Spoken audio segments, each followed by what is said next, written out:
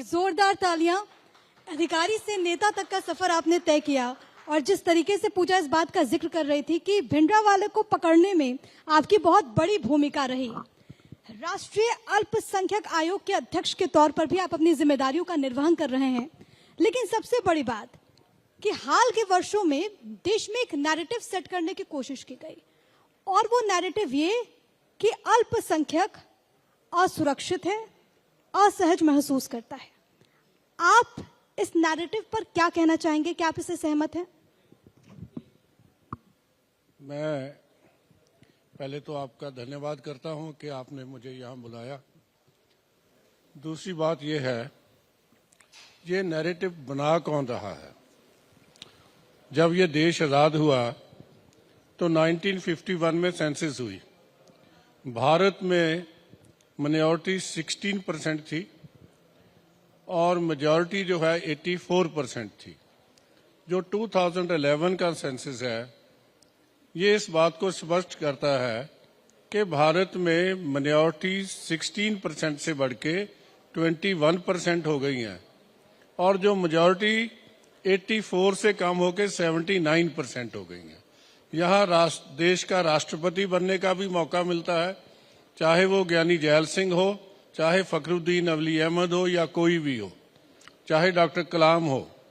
तो यहाँ किसी भी फील्ड में 3 फील्ड मार्शल बने हैं जो फौज के सबसे बड़े, सैम मानेकशॉ और marshal of the air Arjan Singh, तो दोनों माइनॉरिटीज थे।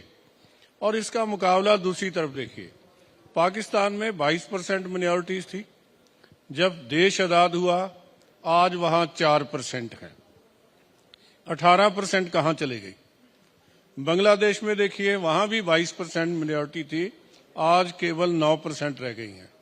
8 लाख हिंदू और सिख अफगानिस्तान में थे, आज वहां ना कोई गुरुद्वारे को संभालने वाला है, ना कोई मंदिर को संभालने वाला है। दुनिया में अगर कहीं माइनॉरिटी सेफ है तो इंडिया में है। पाकिस्तान में यूनुस योहाना को क्रिकेट का कैप्टन बनने के लिए मोहम्मद यूनुस बनना पड़ता है, लेकिन यहाँ मोहम्मद अजरुद्दीन भी कैप्टन बन सकता है, यहाँ नवाब पटौदी भी कैप्टन बन सकता है, यहाँ बिशन सिंह बेदी भी कैप्टन बन सकता है। एक बार जोरदार तालियां जरूर होनी चाहिए इस बात पर। लेकिन सबसे बड़ी बात है कि बदलते दौर में क्या ऐसा है कि अल्पसंख्यक अब सिर्फ एक वोट बैंक बन चुका है तमाम राजनीतिक दलों के लिए? देखो, पिछले दिनों में जहां भी इंसिडेंट हुआ है, हम मौके पे गए हैं, नूह में गए हैं, यहाँ जहांगीरपुरी में गए। जब हम लोगों को जाके मिले, नैनीताल में भी हम जाके आए थे पीछे, तो उनका पहली बात, किसी भी जगह माइनॉरिटी और मेजॉरिटी का झगड़ा नहीं हुआ। I can say on record. अब वो शरारती आदमी कौन थे? ये जहांगीरपुरी में 8 लोग जख्मी हुए, तो उनमें से 7 पुलिस वाले थे। अगर किसी को गन शॉट वुंड हुआ तो वो भी सब इंस्पेक्टर को हुआ। तो हमने सभी लोग इकट्ठे मिलकर बैठे थे। मैंने पूछा, हम पूरा कमीशन वहां गया, तो वो हमें कहने लगे आप यहाँ क्या करने आए हो? हमने कहा आपकी बात सुनने आए हैं। कहते हम तो ईद भी इकट्ठी मनाते हैं, दिवाली भी, गुरुपुरब भी, हम तो इकट्ठे रहते हैं। तो मैंने कहा फिर यह झगड़ा किया? कहते आप ढूंढिए, ये शरारती आदमी है, ये क्रिमिनल है, इसको ढूंढना एडमिनिस्ट्रेशन का काम है, हम तो गंगा जमनी तहजीब की है। इसी तरह नूह में हुआ, वहां जो मुसलमान भाई थे उन्होंने मंदिरों को बचाया, हिंदुओं ने मस्जिदों को बचाया।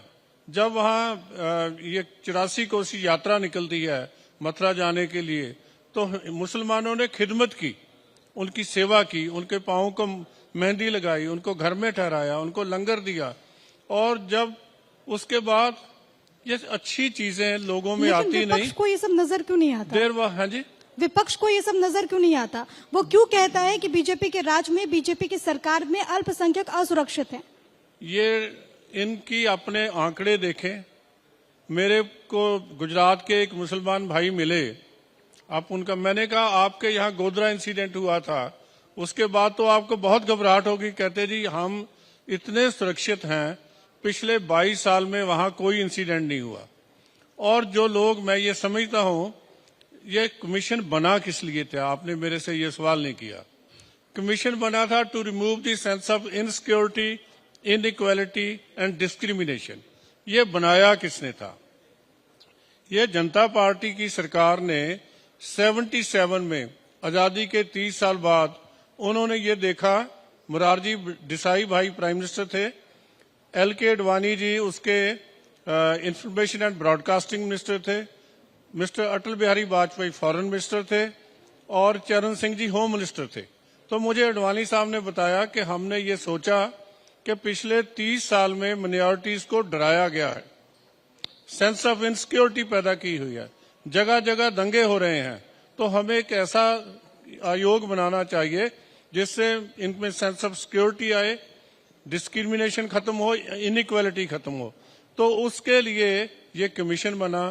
लेकिन माइनॉरिटीज की बदकिस्मती कि 79 में ही, ये 12 जनवरी 1978 को बना था, जो इसका चेयरमैन है यूनियन कैबिनेट का मिनिस्टर होता है और उसके रैंक का होता है, और उसके बाद एक शेड्यूल्ड कास्ट कमीशन भी बना साथ में ऑफ द सेम स्टेचर।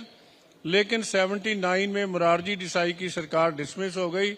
ये फिर वहीं की वहीं पहुंच गई जिन लोगों ने, जो लोगों को डराना चाहते थे, लोगों को धमकाना चाहते थे, सेपरेट करना चाहते थे। जब से हमने देखा, क्योंकि कमीशन में रह के उसको स्टडी तो करना होगा, ये कैसे समस्याएं खड़ी की जाती रही हैं, हमने ऐसी समस्या खड़ी होती नहीं देखी। तो ये दिस इज ऑल, ये सेंस ऑफ इनसिक्योरिटी बेची जा रही है, सेंस ऑफ इनसिक्योरिटी बेची जा रही है। और एक चीज और, जैसा कि आपने इससे पहले जिक्र किया कि बाहर देशों में अल्पसंख्यकों का क्या हाल है, इसी को लेकर के नागरिकता देने का प्रावधान, मैं सीएए की बात कर रही हूँ, उसकी शुरुआत की गई और इसको लेकर के सरकार की तरफ से कदम बढ़ाया गया। लेकिन विपक्ष ने कहा कि भाई ये एक भेदभावपूर्ण फैसला है। कई राज्यों में जहां पर बीजेपी की या फिर एनडीए की सरकार नहीं है, वहां की मुखियाओं ने तो ये तक कह दिया कि हम अपने स्टेट में इसे लागू नहीं होने देंगे। देखो, जहां ये कोई भी, पहली बात यह है कि जो नागरिकता देने का फैसला है, ये देश का फैसला है, ये स्टेट का फैसला नहीं है। जो भी नागरिकता कोई अप्लाई करता है, गवर्नमेंट की तरफ से दी जाती है। हमारे पास, होम मिनिस्ट्री के पास कोई ज्यादा केस पेंडिंग नहीं है, जिसके केसेस भी हैं सभी को उसी के नियम के अनुसार नागरिकता मिल रही है। इसमें एक स्टेट को नहीं मिल रही, दूसरे को मिले, ऐसा कभी हुआ ही नहीं, ना हो सकता है। लेकिन इसको लेकर भ्रांतियां तो फैलाई जा रही है ना? सॉरी, इसको लेकर के लोगों में भ्रांतियां तो फैलाई जा रही है, देखो लोगों, ये बात ये है कि माइनॉरिटीज को डरा के उनको वोट बैंक बनाने की कोशिश की जा रही है, जो देश के हित में नहीं है, समाज के हित में नहीं है। मैं ये बात कहने से मुझे गुरेज नहीं कि it's a matter of record. ये खालिस्तान की मूवमेंट भी खड़ी की गई थी, इसलिए उसका रिकॉर्ड है कि 1981 में चंडीगढ़ में एक चीफ खालसा दीवान की मीटिंग हुई।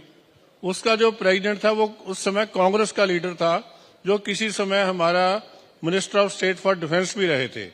तो वहां गंगा सिंह ढिल्लों को बुला के, जो एक ट्रैवल एजेंट था, उससे खालिस्तान का मता करवाया गया। अब ये पढ़िए, ये खालिस्तान कॉन्स्पिरेसी किताब by GBS Sidhu, senior IPS अफसर। इट क्लियरली डिफाइंस के इसके पीछे मकसद क्या था कि 85 का इलेक्शन सिखों को मार के जीतेंगे। If this is the case, तो उन लोगों को शर्म आनी चाहिए जिन लोगों ने ये काम किया, ऐसी सोच रखी। इसमें डिबेट होनी चाहिए। सिख देशभक्त कौम है, सिखों ने सबसे बड़ी कुर्बानियां दी हैं, इसीलिए आज भी जो है मोदी साहब ने इतना काम सिखों के लिए किया है। तो मैं समझता हूं, और कभी किसी ने सोचा नहीं। मैं तो एक लेखक हूं, लिखता हूं, समझता हूं, मैं ये सारा I have the record to prove कि कभी किसी ने सिखों के बारे में सोचा नहीं। इनको एक बना के कि इनको हम मार के इलेक्शन जीतेंगे, अगर ऐसी सोच है तो मैं समझता हूं उन लोगों को अब सोचना चाहिए। ये मोदी का देश है, ये प्यार का देश है, सिख धर्म भी प्यार का देश है। यहाँ केवल प्यार चलता है, दुश्मनी नहीं चलती। यहाँ केवल प्यार चलता है, दुश्मनी नहीं चलती। आपने खालिस्तान मूवमेंट का भी जिक्र किया। लेकिन क्या पंजाब में हाल के दिनों में जो तस्वीर सामने आई, क्या ये मूवमेंट एक बार फिर से एक्टिव होता हुआ नजर आता है? क्योंकि अमृतपाल जेल में बैठ करके चुनाव जीत जाता है और वो भी एक बड़े अंतर से। देखो, पंजाब की राजनीतिक स्थिति अलग से है। उसमें तकरीबन 57.69% सिख पॉपुलेशन है। तो पिछले समय में जो की राजनीतिक पार्टी थी अकाली दल, उसके ऊपर दोष लगे कि उन्होंने गुरु ग्रंथ साहब की बेअदबी की। उसके ऊपर काफी बरगाड़ी इंसिडेंट हुआ, लोग मारे गए। इसलिए सिख समाज अकाली दल को छोड़ के पीछे हट गया। उस वैक्यूम में कभी सिमरजीत मान भी आए थे, वो भी आज देश में रह रहे हैं। आज अमृतपाल आया है। तो सिख जो हमारी लीडरशिप है, ये उनको चुनौती है, देश को चुनौती नहीं है। लेकिन उस वैक्यूम में कभी बीजेपी इस तरीके से सेट क्यों नहीं हो पाई? क्योंकि इस बार जो चुनाव हुआ, उन राज्यों में जहां पर बीजेपी को नुकसान हुआ, उसमें प्रमुख तौर पर पंजाब का जिक्र होता है। पंजाब में हमारी पिछली बार केवल 6% वोटिंग थी। इस बार हम 18.57% वोट हमें पड़े हैं। 19% वोट हमें पड़े हैं। हमारा वोट बैंक बड़ा है और मल्टी कॉर्नर कंटेस्ट में कुछ वोटों से रह गए जो हमसे आगे निकले, उनका भी 26% से ज्यादा वोट बैंक नहीं है। सो हमारी स्ट्रेंथ इतनी है तो हम अगली बार पंजाब में सरकार बनाएंगे। लोग हमारे साथ हैं। लोगों को गुमराह करने की कोशिश की जाती है, कभी किसानी के नाम पे, कभी किसी नाम पे।